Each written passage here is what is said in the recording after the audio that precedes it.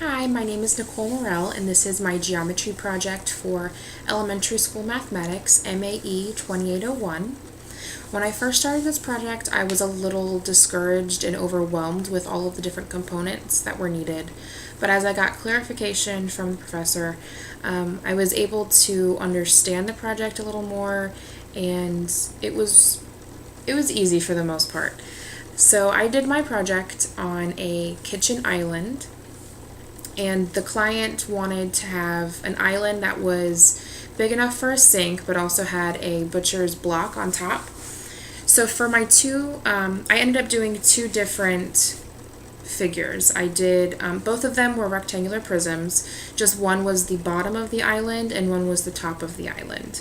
So starting out with the bottom, I have this picture here. You can see the diagram and the dimensions as well as the two different formulas that I have here. The top one is for surface area and the bottom one is for volume. And for the surface area, I did width times length plus height times length plus height times width, all multiplied by 2. And for the bottom, I got the surface area of 27,516 inches squared.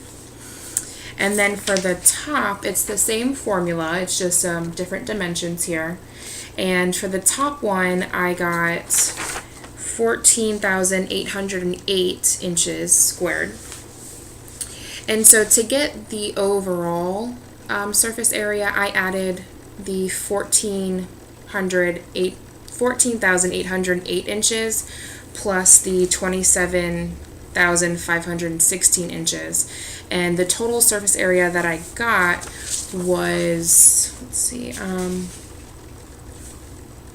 the total was 42,344 inches squared. Then for the volume on the bottom one here, I've got the volume down here. The volume for the rectangular prisms is length times width times height.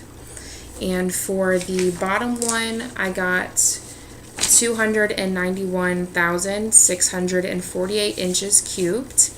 And then for the top over here, the volume I got was 26,928 inches cubed.